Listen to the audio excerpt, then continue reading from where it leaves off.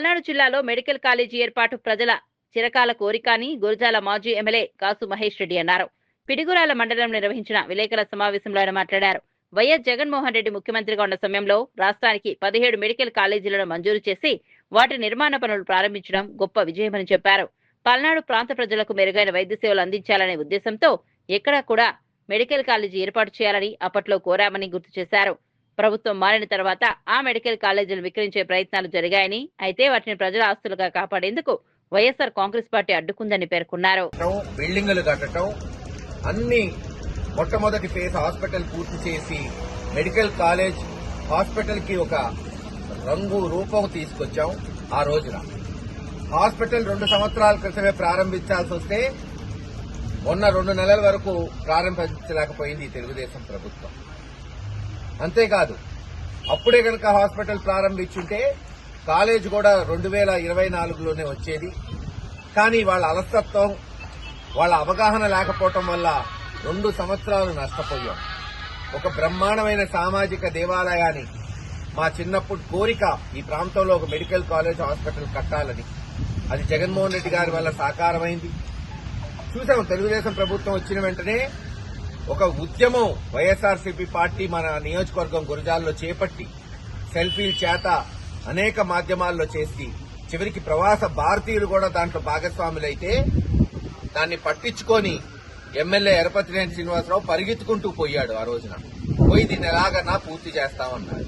కానీ ఈ లోపలే తెలుగుదేశం ప్రభుత్వం చంద్రబాబు నాయుడు గారు జగన్మోహన్ రెడ్డి గారు చేపట్టిన 17 మెడికల్ కాలేజీలు అమ్మడానికి పాలసీని తీసుకొచ్చారు, ఆక్షన్ పెట్టారు. పిడుగురాల మెడికల్ కాలేజ్ కూడా అమ్మాలని ప్రయత్నం చేస్తే కేంద్ర ప్రభుత్వం అనుమతులు ఇవ్వలే. ఎందుకంటే దీంట్లో కేంద్ర ప్రభుత్వం నిధులు తీసుకొచ్చాం మేము.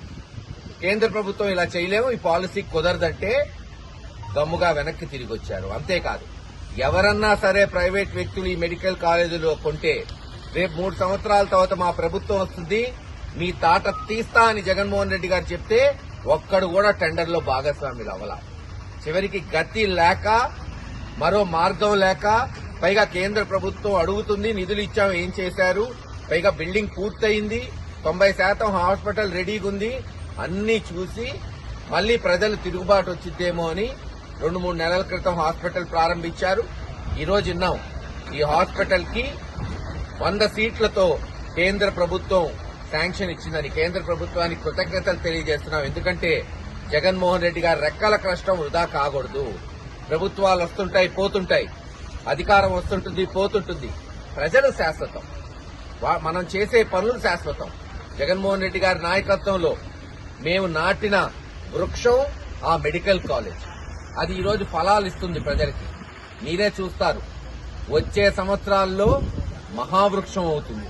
కొన్ని వేల లక్షల మంది అక్కడ వైద్యం అందించుకుంటారు.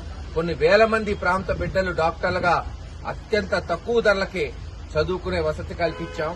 ఏది ఏమైనా, ఎలాగైతే పల్నాడులో ఆ రోజు నాగార్జున సాగర్ ఒక తలమానికమైందో, మా తరంలో మరోసారి పల్నాడుకి వైఎస్ఆర్ మెడికల్ కాలేజ్ హాస్పిటల్ రాబోయే తరతరాలు మిగిలిపోతుందని తెలియచేసుకుంటూ సెలవు తీసుకుంటాం.